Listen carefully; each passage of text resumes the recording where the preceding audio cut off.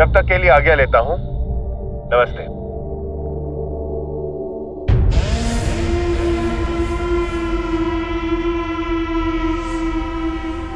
बच गई। ला अपना मुंह आगे, मारो।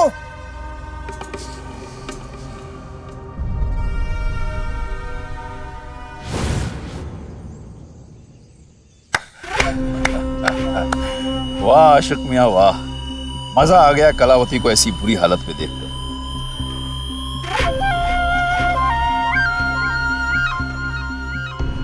आगे आगे देखिए होता है क्या। एक बात बताना आशिक मियां, कलावती तो कल हमला करने वाली थी, फिर तुम्हें यह कैसे पता चला कि वो आज ही आ जाएगी?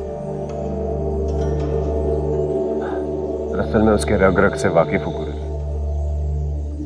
जब मेरी नकली भवे वहां घर पे रह गई थी, मैं तभी समझ गया था कि रुद्रा कल का इंतजार नहीं करेगा। इसीलिए तो मैं कहता हूं कि उसका मुकाबला केवल तुम ही कर सकते हो। मुकाबला? जितने आंसू उसने मेरी तारा को और मेरे अपनों को दिए हैं, उससे 100 गुना ज्यादा उसे मैं रुलाऊंगा। जितना अपमान उसने मेरे अपनों का किया है, उससे 100 गुना ज्यादा कलावती का अपमान। जरूर होगा, भगवान हमारे साथ है।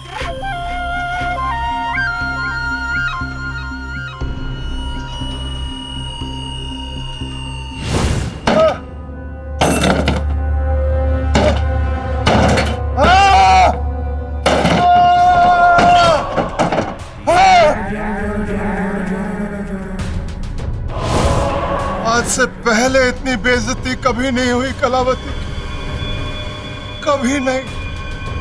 नकाबपोशों का सरदार मुआ 4 कदम आगे चल रहा है हमसे। देखो, मैंने जो वादा किया वो पूरा किया ना। लेकर गई ना तुम्हें उनके अड्डे तक। मार डालो मुझे, ये तो मुझे नहीं। मेरी बेइज्जती होते देख के बड़ी खुशी मिल रही होगी ना तुझे। कलेजे में ठंडक पड़ रही होगी।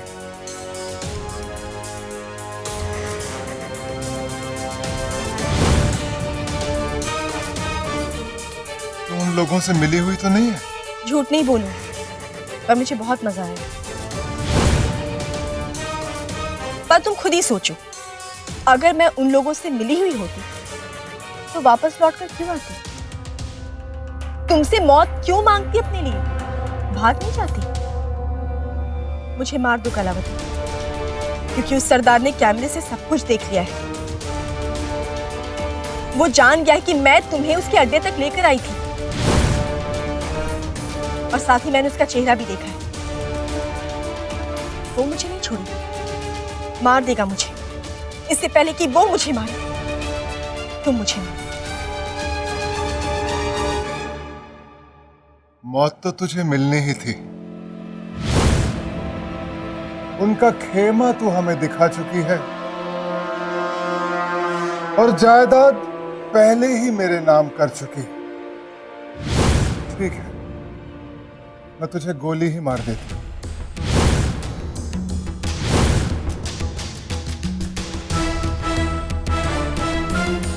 यहां नहीं, यहां माथे के बीचों बीच मारो मुझे, ताकि एक ही झटके में मौत आ जाए मुझे। अक्ल सिखा रही है कलावती को, अक्ल सिखा रही है। गोली कहां मारनी है कहां नहीं मारनी, इसका फैसला मैं करूंगी, तू नहीं। क्या नहीं मारती गोली? क्या कर लेगी तू? नहीं मारती। एक काम कर सकती है, तूने तो उनके लीडर की शक्ल देखी है ना, उनका हुलिया तू हमें बता दे, और मैं एक अच्छे से चित्रकार से उसकी तस्वीर बनवाती हूं। ए सुरैया, जा किसी चित्रकार को पकड़ के ला, और पैसे पहले तय कर लेना। बाहर जाने की क्या जरूरत है दीदी साहब, हमारी अम्रपाली है ना, वो बनाएगी उस लीडर की तस्वीर। अरे वाह, बड़े कलाकार है मेरी टीम में, एक से एक क्रिएटिव भरे पड़े हैं।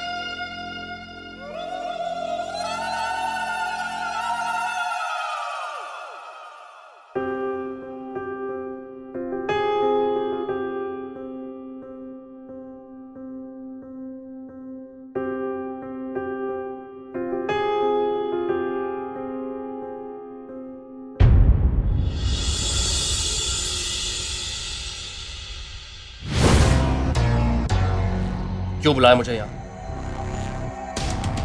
यही सब करने के लिए तो बुलाया तुम्हें। तू क्या? कब तक दूर भागोगे मुझसे?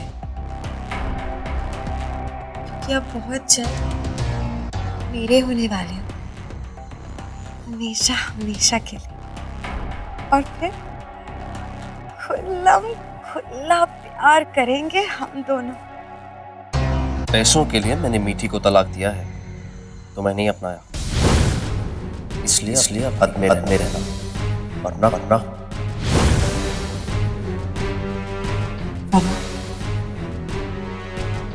वरना क्या? वरना क्या? हाँ, क्या करो बताओ? वरना क्या?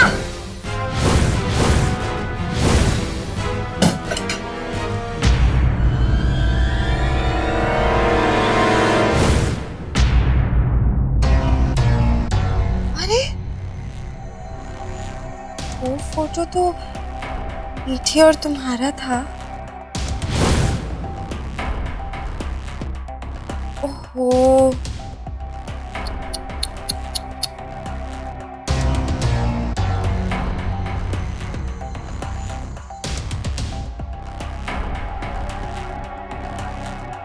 ये तो टूट गया।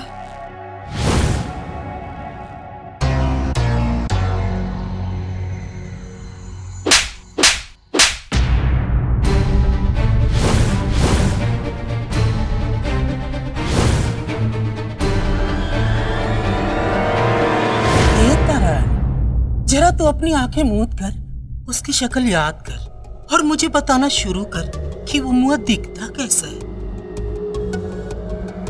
अब कैसे बताऊं कैसा दिखता है? मैंने तो खुद उसकी शक्ल नहीं देखी कभी। अरे तू सोच क्या रही? बता ना।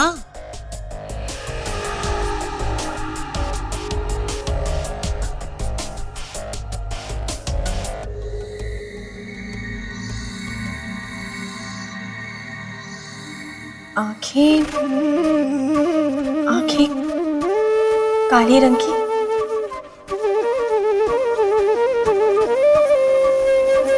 और उसकी आंखों में गहराई है।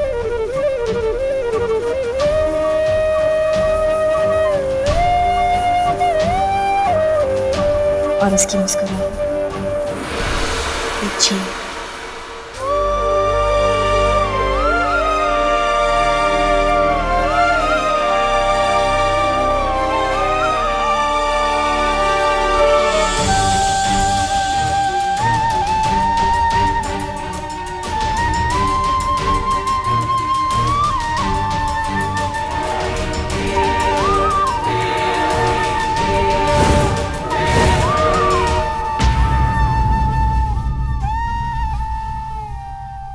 दीदी साहब, तस्वीर तो बन गई, पर क्या कलमुई?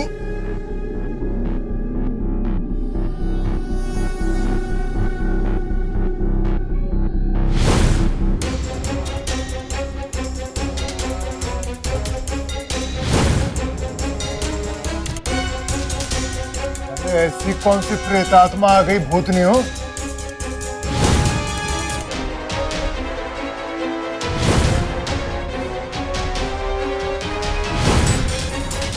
ऐसा क्या चित्र बन गया जो सब ऐसे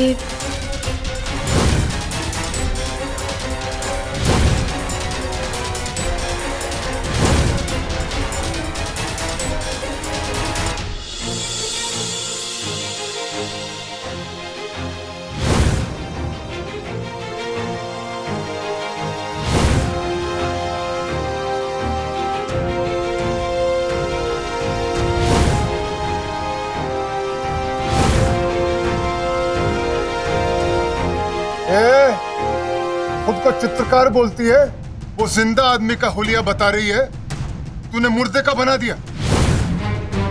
दीदी साहब, इसमें मेरी कोई गलती नहीं है। मैंने वही चित्र बनाया जैसे उस कलमोही ने बताया। ये क्या नौटंकी है ससुरी, क्या? ना ना ना ना ना, कुछ मत बोल। कलावती को सब पता चल गया। तूने उन नकाबपोशों के लीडर को देखा ही नहीं है ना। झूठ बोला कलावती से, इसलिए जब मैंने तुझसे उसका हुलिया बनाने को कहा तो तू बौखला गई, पर अपनी जान बचाने के लिए लगी इस मुर्दे अनाथ भूतनाथ मृत्युंजय का हुलिया बताने। उस लीडर का चित्र बनवाने की कोशिश में मैं मृत्युंजय का चेहरा बता रही थी। तेरी हालत उस निचड़े हुए नींबू की तरह है जिसे ना तो गुड लक के लिए हरी मिर्च के साथ बांधकर दरवाजे पे टांग सकते हैं, ना प्यास बुझाने के लिए शिकंजी में डाल के पी सकते हैं। तुझे तो सिर्फ कचरे में ही फेंका जा सकता है। एक एहसान कर रही है तुझ पर, तुझे तेरे इस पति के पास भेज रही हूं। ए सरैया, लेके जाए इसे जंगल में और वहां इसके टुकड़े टुकड़े करके जानवरों के सामने डाल दे, ताकि सबूत ही ना बचे कोई। जा। जी दीदी साहब। ऐसे तड़पाकर क्यों मार रहे हो मुझे? क्योंकि आसान मौत देना कलावती का स्टाइल नहीं है। इसीलिए तो कलावती साउथ में भी फेमस, रेंड सुपरस्टार। उनने रजनीकांत, इनने कलावती।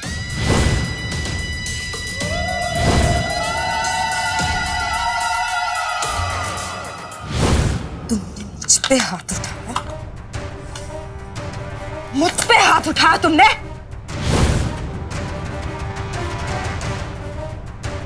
थोड़ा दुखा जरूर, लेकिन कोई बात, कम से कम इसी बहाने तुमने मुझे छुआ तो सही।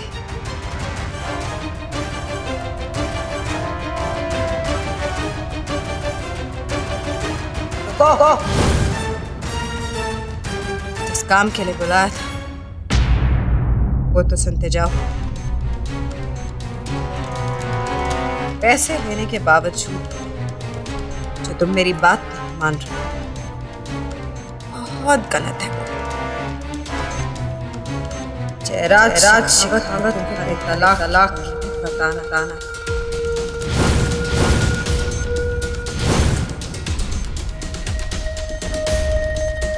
नहीं डैड, मर जाएंगे ना डैड। तुम्हारे किए की सजा किसी को तो भुगतनी होगी ना। मुझे हमेशा से पता था कि अगर तुम अपनी बात से पलटे तो मुझे क्या करना है।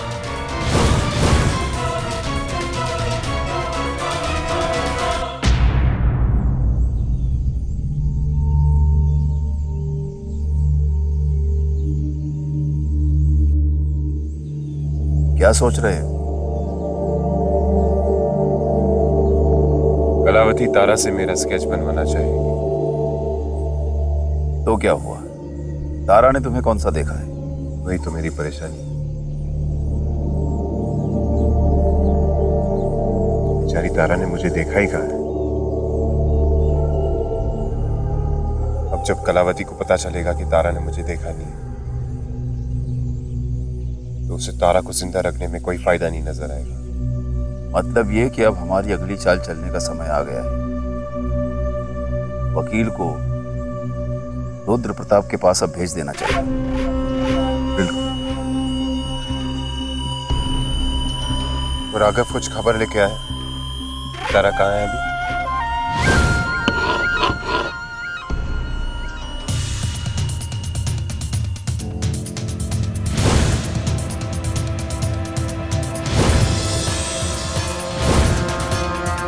जल्दी जल्दी धार तेज कर, उसके छोटे छोटे टुकड़े करने हैं। देखती जाए तेज धार का कमाल।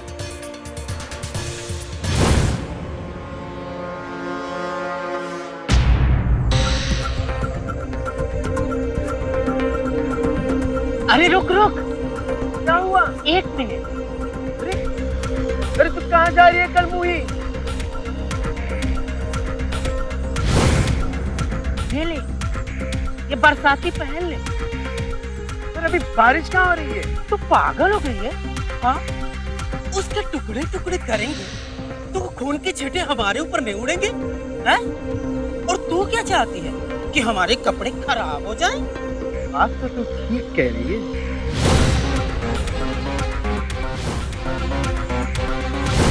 अब चल जल्दी जल्दी पहन और काम निपटा। दीदी साहब इंतजार कर रहे हो। पापा ये लीजिए टमाटर का सूप। ये लीजिए। मीठी ने अच्छा खासा किचन गार्डन बना लिया है अस्तबल के पीछे। आधे से ज्यादा सब्जियां वहीं से आती हैं। अच्छा बना है भाई, इसीलिए तो कहते हैं कि घर की बहू लक्ष्मी होती है। ये बात उसके सामने क्यों कहते हैं जो अब इस परिवार की ही नहीं है? अब किसकी बात कर रही हैं? यहाँ तो सब अपने ही हैं। अपने किसी से झूठ नहीं बोलते देवर जी, और ना ही कभी अपने अपने अपनों से कुछ छुपाते हैं। नंदू प्लीज कुछ मत बोलना। क्या ये आप दोनों हमसे छुपा क्या रहे हैं? तो प्लीज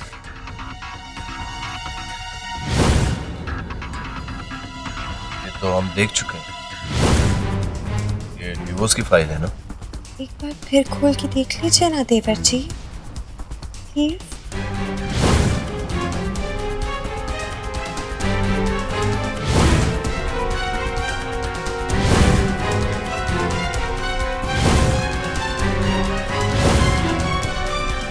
ये तो आपने पहले नहीं देखे थे ना?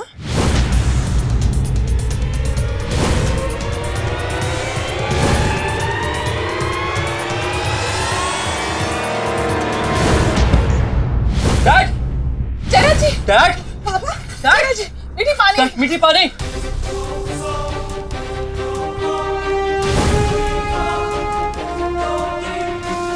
अब या तो ये जयराज मरेगा या फिर अपनी बहू को इस घर से बाहर करेगा।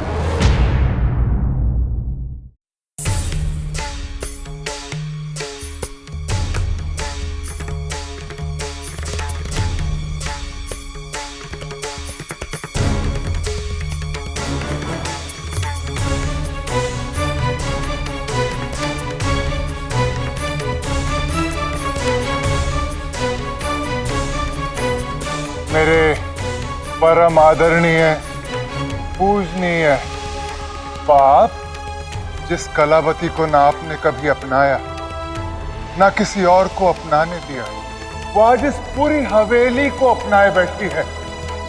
जिस कलावती को आपने एक छोटे से कमरे की चारदीवारी में कैद करके रख दिया, वो आज इस पूरी हवेली में शान से घूम रही है, जो चाहे कर रही है। आओ रोको मुझे, रोको रोको रोको मुझे। आज इस पूरे घर की मालकिन है कलावती, जो चाहे कर सकती है, जो चाहे कर सकती है। खत्म। रुको, हाँ, कभी कभी रुद्र प्रताप का रूप धारण करना पड़ता है, पर किसी मजबूरी में नहीं, अपनी मर्जी से। पता है, अभी अभी वकील बाबू का फोन आया, वो मुझसे मिलने आ रहा है। मिलने की वजह तो नहीं बताई, पर मैं जानती हूँ सब कुछ कानूनन मेरे नाम करने के बाद ना मुझे मुबारकबाद देने आ रहा है। चढ़ते सूरज को तो सभी सलाम करते हैं, आप भी कर लेते तो यूं एक सिंगल कील पर टंगे ना होते।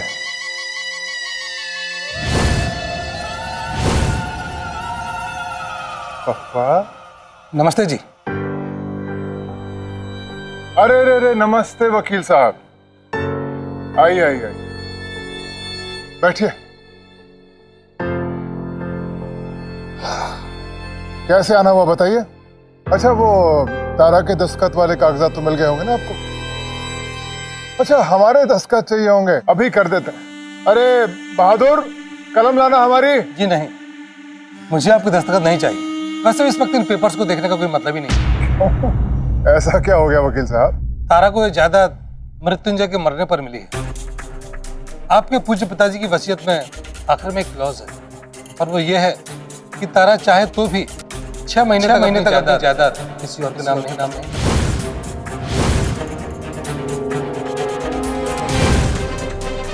क्या कह रहे हैं आप? और अगर 6 महीने से पहले तारा को ही कुछ हो गया तो?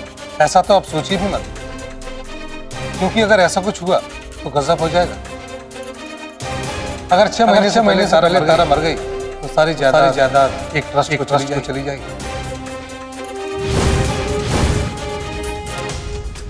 लेके जाए इसे जंगल में और वहां इसके टुकड़े टुकड़े करके जानवरों के सामने डाल दे।